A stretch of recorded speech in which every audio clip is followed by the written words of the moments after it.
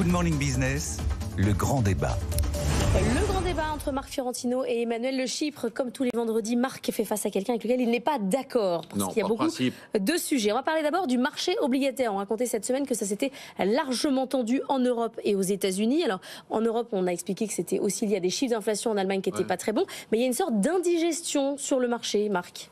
Oui, je pense que, si vous voulez, on s'est habitué à ce niveau de dette. Mais il faut rappeler des chiffres qui sont des chiffres totalement délirants. Pour les États-Unis, compte tenu d'un déficit de 7 ou 8% par an, bon, la France, on n'en parle même pas, c'est une blague, 5% de déficit par an, c'est-à-dire qu'on est amené à emprunter chaque semaine, c'est ça qu'il faut expliquer aux gens qui nous écoutent, c'est-à-dire chaque semaine, les trésors de chaque pays vont chercher de l'argent. Alors jusqu'à présent, c'était pas un sujet, parce que les taux d'intérêt étaient relativement bas, parce qu'il y avait énormément de liquidités, et puis aujourd'hui, vous êtes avec des gens qui viennent dire, je cherche à emprunter, et puis on leur répond, oui, mais là, vous êtes déjà venu la semaine dernière avec 10 milliards, avec 20 milliards, avec 50 milliards, là, vous leur demandez à nouveau d'emprunter.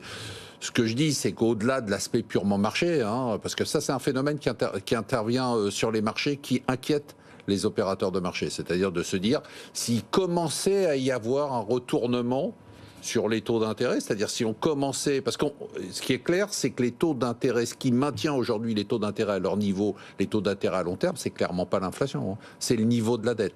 Donc si on commençait à avoir ce type d'indigestion, si on commençait à avoir des investisseurs qui disent, bon attendez, nous on veut bien continuer à vous prêter de l'argent, mais il va falloir payer plus cher, ça serait quand même un changement radical, parce que jusqu'à présent, il y a toujours eu un excès de liquidité. Marc, juste pour avoir un ordre de grandeur, sur les adjudications américaines, il n'y a pas de sous-souscription, on est sur une sur-souscription qui est moins forte. C'est quoi l'échelle ? Non, alors on n'est plus sur une sur-souscription, c'est-à-dire qu'on est sur un équilibre qui est précaire, ce qui n'est pas très bon. On ne se bat plus, quoi. Non, on se bat plus, non seulement on se bat plus, mais on attend, c'est-à-dire qu'on se dit, globalement, avant on se précipitait en se disant les taux vont baisser, donc il faut en profiter maintenant.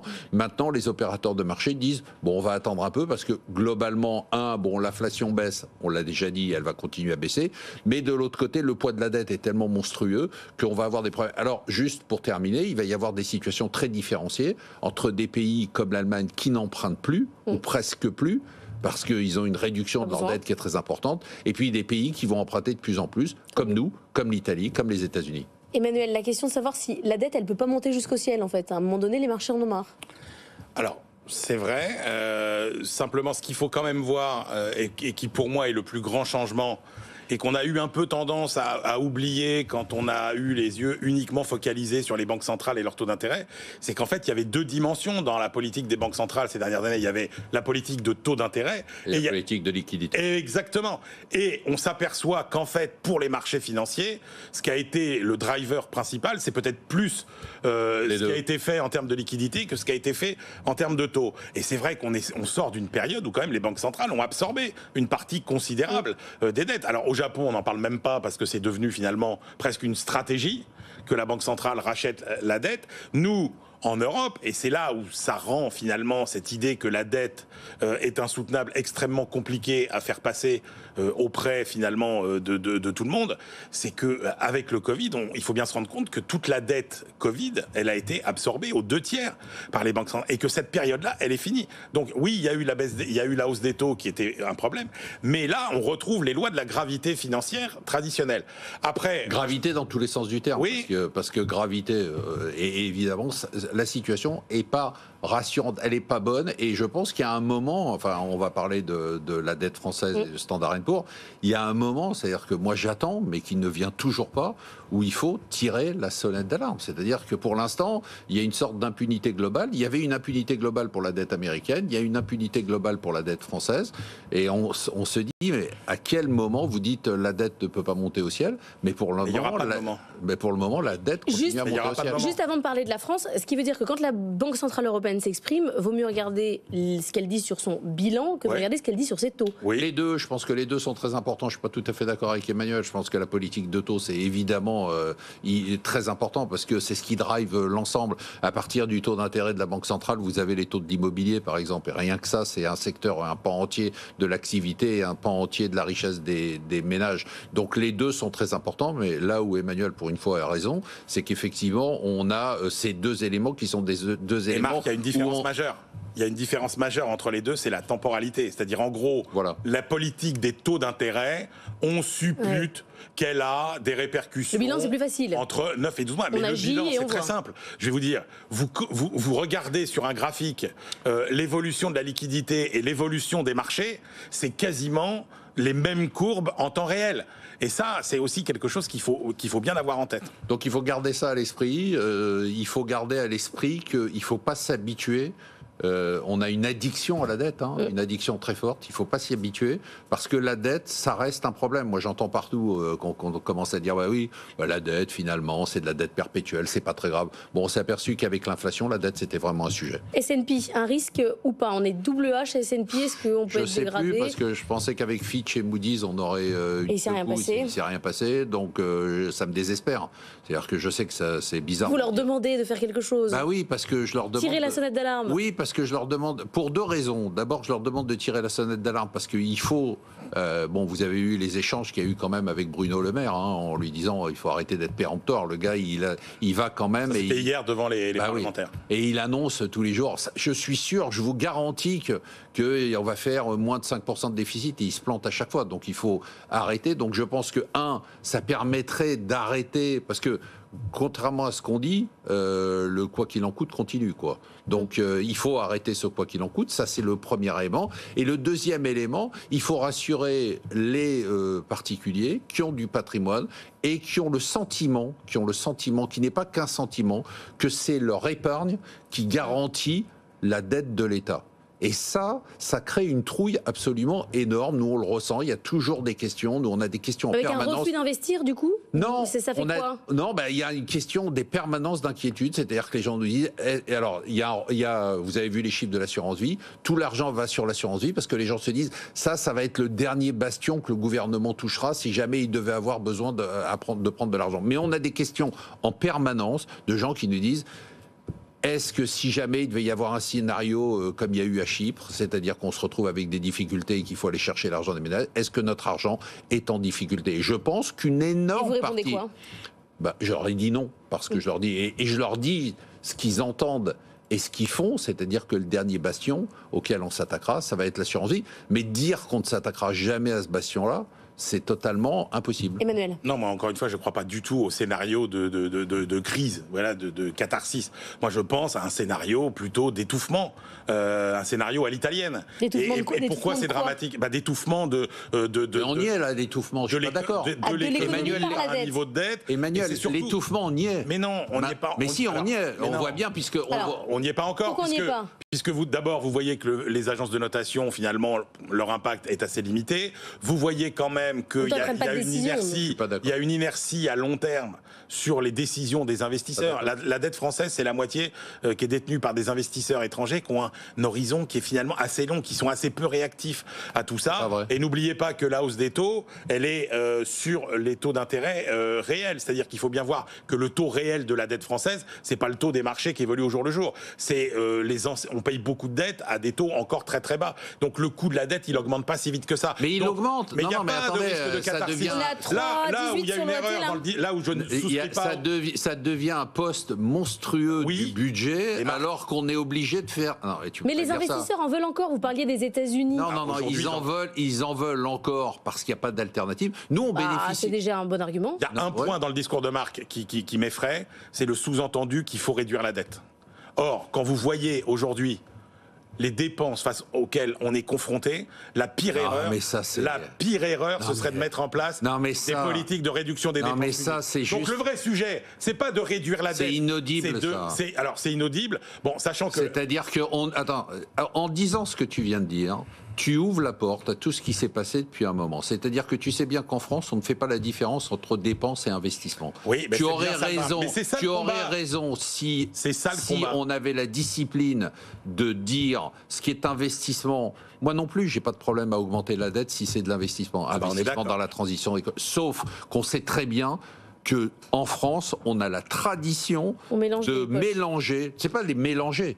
On les mélange même pas. on ne fait pas d'investissement et on ne fait que de la dépense. Il y a un point quand même. Dernier mot et après on passe à Elon Musk. Il y a juste un point sur lequel quand même une dégradation de la note française aurait un effet positif, c'est la dimension politique à court terme, parce qu'il faut reconnaître que c'est quand même humiliant pour un gouvernement de se faire taper sur les doigts, et ça les Français comprennent. En fait, moi j'ai été frappé, je ne sais pas si Marc a vu cette enquête qui est sortie hier, faite par l'Institut Jean-Baptiste Say, vous avez quand même les 2/3 des Français qui n'ont aucune idée du niveau des déficits publics et de la dette publique. Par contre, il y a des choses qu'ils comprennent. Vous voyez, le mauvais élève qui est sanctionné par son professeur et qui se fait taper sur les doigts... Ils comprennent une chose, c'est que... ça peut marquer les esprits. Donc politiquement, ça peut avoir un effet, mais grosso modo...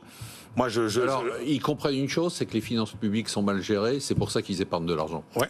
Allez, on parle d'Elon Musk et cette déclaration la semaine dernière à Vivatech. Le travail va devenir un hobby. Il avance même l'idée qu'on ne travaillera plus du tout. Il pose la question d'un revenu universel qui nous serait versé. Alors, je ne sais pas par qui, je ne sais pas par quoi. Si c'est une IA qui travaille pour nous ou si c'est le gouvernement. Pour vous, Marc, il va y avoir ceux qui bossent et ceux qui bossent pas dans le futur. Non, je pense pas du tout. Je pense Non, je pense pas du tout. Je pense qu'il va y avoir ceux qui bossent de moins en moins et tout le monde bossera de moins en moins. Je pense, et j'ai eu beaucoup de réactions parce que moi j'ai pas mal parlé de ce sujet d'Elon Musk, et il y a évidemment des gens qui disent on voit bien que vous parlez de métiers privilégiés, mais nous on est au charbon et nous ça s'arrêtera jamais. Je peux vous dire que c'est pas un hobby, et je pense qu'ils se trompent. C'est-à-dire je pense qu'on va vers un monde où le temps de travail va s'effondrer, parce qu'on ne se rend pas compte, et je le répète ici quasiment toutes les semaines, et parce qu'on a une adoption qui est lente de l'intelligence artificielle, mais l'intelligence artificielle, et quand on dit l'intelligence artificielle, c'est pas seulement ChatGPT, c'est pas seulement Google Gemini, c'est tout. C'est-à-dire que l'intelligence artificielle, ça va jusqu'à la robotique. Et la robotique, c'est la révolution de l'avenir pour compenser notamment le problème de la démographie.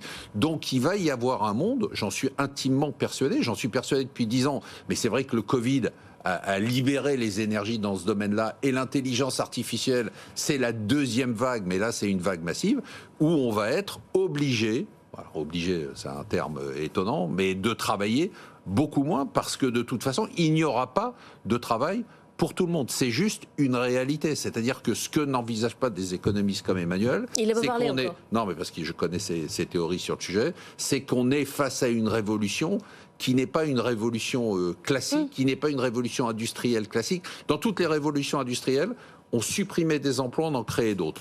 Dans celle-là, il n'y en a pas de nouveau. C'est-à-dire que tout ce que j'entends comme bêtise qui consiste à dire « mais c'est une nouvelle révolution industrielle, il y a plein de métiers qui se créent, regardez, il y a des métiers autour de l'intelligence artificielle ». Mais oui, mais regardez la capitalisation divisée par le nombre d'employés des groupes de technologie américaines, et regardez les mêmes chiffres à l'époque sur l'automobile ou la sidérurgie, et vous verrez que ça n'a plus rien à voir. Alors qu'est-ce qu'on va faire si on ne travaille pas, Emmanuel? Qu'est-ce qu'on va faire? Elon Musk le dit, il va falloir se trouver un sens à la vie. Non, mais je pense que... alors d'abord, je pense que le raisonnement de Musk, et même si Marc est moins excessif, son raisonnement est quand même excessif. C'est-à-dire que... non, mais moi je suis totalement d'accord avec lui. Je suis aussi excessif que lui. Non, mais alors pour le coup, si vous voulez, le raisonnement qui consiste à dire qu'il y a une révolution technologique et qu'on va détruire tous les emplois, on nous l'a fait à peu près à chaque fois. Et aujourd'hui, il n'y a jamais eu autant d'emplois sur Terre, et chaque grande révolution industrielle, et Dieu sait s'il y en a... C'est la seule qui est différente. Non, mais Emmanuel...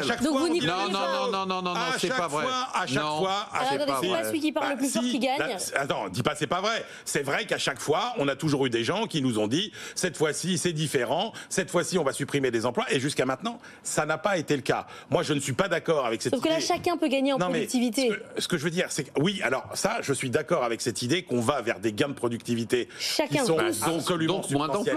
Donc, le vrai sujet, ça n'est pas au final la croissance et la création de valeur et la création de richesse, parce qu'il y en aura toujours. Effectivement. Et donc la question, c'est plus la répartition de cette valeur ajoutée. Parce que, comme l'a dit Marc, et effectivement, ça c'est le temps très particulier de cette économie. Vous savez, il y a eu 4 grands temps dans l'histoire de l'économie humaine. Il y a eu le temps où il y avait peu de gens qui travaillaient pour peu de gens. C'est ce qu'on pourrait appeler le modèle peinture flamande. Il y a eu beaucoup de gens qui ont travaillé pour peu de gens. Ça, c'était l'économie château de Versailles. Il y a eu l'apogée qui a été le XXe siècle, le taylorisme, où beaucoup de gens travaillaient pour beaucoup de gens, il y avait du ruissellement, il y avait de la redistribution. Et aujourd'hui, la difficulté, c'est que vous avez peu de gens qui sont capables, à 20, 30, 40, 50, dans 200 mètres carrés, de créer des applications qui vont changer la vie de la Terre entière. Tu vois bien. Et donc, mais je suis d'accord sur cette idée qu'on va s'accaparer, peu de gens vont s'accaparer une partie de la valeur. Sur la question de qui paye. Le sujet majeur, c'est ce que moi j'appelle la 4e transition que personne ne veut voir aujourd'hui, c'est la transition fiscale. C'est-à-dire que d'un côté, vous avez des bases fiscales qui s'effondrent littéralement, qu'on continue à surtaxer, et de l'autre côté, vous avez de nouveaux pans de l'économie qui ne sont absolument pas taxés et qu'il faudra bien taxer. C'est très simple. D'où viendra le revenu, Marc ? En fait, il y aura 2 phases. Il y aura une première phase où on va assister à une explosion de la productivité. C'est-à-dire que ce qu'on est en train de dire, c'est qu'avec moins de gens, on va arriver à créer plus de richesses. Oui. Donc il va y avoir une taxation des profits des entreprises pour financer. Donc ça, c'est la première phase. Un revenu universel ? Oui, évidemment. De toute façon, il n'y a pas d'alternative. C'est pas un modèle que je défends, mais je vois pas d'autre alternative. Et ce revenu universel, il sera financé par l'explosion de la productivité. Ça, c'est un premier temps. Le deuxième temps, c'est qu'il va y avoir une attrition. C'est-à-dire que cette richesse-là, une fois qu'on aura fait l'explosion de la productivité, il va y avoir quand même, si tout le monde est au revenu universel, permettez-moi de vous dire qu'en termes de consommation, on ne va pas avoir tout à fait les mêmes chiffres de consommation. Donc dans un deuxième temps, on va avoir une remise en question du capitalisme lui-même. Parce que le capitalisme ne se nourrit que du profit, le profit se nourrit de la surconsommation. Là, on ne sera plus en surconsommation, on sera en consommation équilibrée. Et dans votre vision, on est en 2000 combien, là ? On est en 2028 vous savez, là où je ne suis pas d'accord avec Emmanuel, mais ça ne m'étonne pas parce qu'il a une vision très archaïque de l'économie, c'est qu'on ne peut pas comparer cette révolution industrielle aux autres révolutions.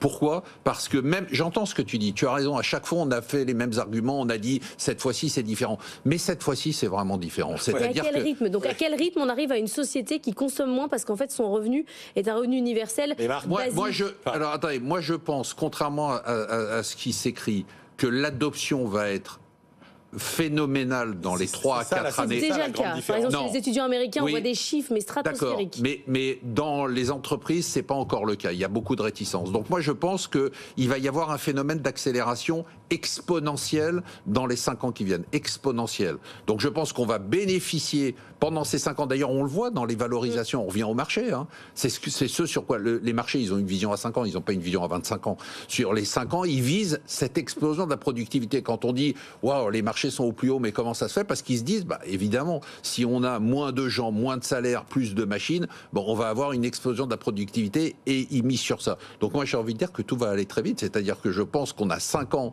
d'explosion de la productivité, mais dans 5 ans. Et surtout, je dirais que en plus, la musique, cette musique que je décris, elle rejoint la musique de la transition écologique, qui dit quand même la croissance, c'est pas tout à fait bon pour la planète. Oui, mais sauf que là encore, c'est la vision la plus archaïque qu'on puisse avoir, c'est-à-dire considérer que la création de valeur, ça n'est que de la production. Or, je suis désolé, mais la grande révolution vers laquelle on va, c'est justement de passer de cette économie de l'avoir plus entre guillemets, c'est pas une économie à cette capitaliste, économie mais je dis la même chose de l'être mieux qui elle va. Mais elle n'est pas capitaliste. Donc c'est la fin du capitalisme. Mais elle n'est pas du tout capitaliste. L'économie du bien-être, elle n'est pas capitaliste. Mais bien sûr que sur BFM Business, on vient de mettre fin au capitalisme. Mais bien sûr que si, puisque l'immortalité du capitalisme qui fait qu'aujourd'hui c'est le seul système qui existe. Attends, si tu tires les leçons de l'histoire aussi, c'est qu'il a écrasé tous les autres. Il a écrasé tous les autres. Pourquoi ? Parce qu'il est plus efficace. Mais là aussi, tu raisonnes toujours en regardant en arrière. Mais toi, tu ne tiens aucun compte de l'histoire. Ça n'existe pas. Tu te projettes dans des fantasmes. Parce qu'il parle plus fort que moi. Parce que tu te projettes dans des fantasmes qui, encore une fois, au fil de l'histoire, ont quand même été très souvent déçus. Donc oui, on va vers une explosion de la productivité. La dimension qu'il ne faut pas négliger, c'est qu'on va vers un effondrement démographique total qui change quand même aussi. On va pas, on y est. Mais on y est déjà. Mais c'est-à-dire qu'en gros, quand on vous dit on était à 4 milliards d'habitants il y a un siècle, on va monter à 8 parce que tous les problèmes d'aujourd'hui, il est resté de cette pression terrible à l'introduction de la machine à vapeur. Et vous allez redescendre. Donc quand il y aura moins de monde, etc., on sera bien content de trouver. Ça nous fera du bien avec les problèmes démographiques. Et regardez la société japonaise, le PIB par habitant, il est toujours aussi élevé, même s'il y a moins de croissance. Et encore une fois, on peut avoir une croissance verte, oui, contrairement à ce que dit Marc. On en sort. T'as vu ce que dit Marc, qui est en train sur ses vieux jours de verser dans un croissance verte nostalgique qui n'est pas d'époque. Moi, je suis à côté, Emmanuel. La croissance verte. C'est fini, on sort rincé de ce débat. Je suis épuisée. Mais il y avait d'autres sujets, non? Non, il n'y a plus le temps. Il reste 1 minute juste pour vous dire que ce soir, c'est votre argent. C'est votre argent exceptionnel, c'est à 20h, mais c'est surtout en replay, en podcast. Et dans une semaine, on fait une émission exceptionnelle, une nouvelle battle de l'argent, la bourse contre le private equity. Une battle de l'argent, pas dites donc, quel programme. Merci Marc, on se retrouve la semaine prochaine. Vous faites face à Jean-Marc Daniel, puisque c'est 1 semaine sur 2, vous êtes en garde alternée avec Emmanuel et Jean-Marc dans un instant. Je recommande à Marc la librairie de l'Écho avec les vieux tontons flingueurs de l'économie, il va se régaler Antoine Brimbert, Patrick Artus avec leur nouveau livre. Voilà, lisez ça pendant le week-end, ça vous fera du bien.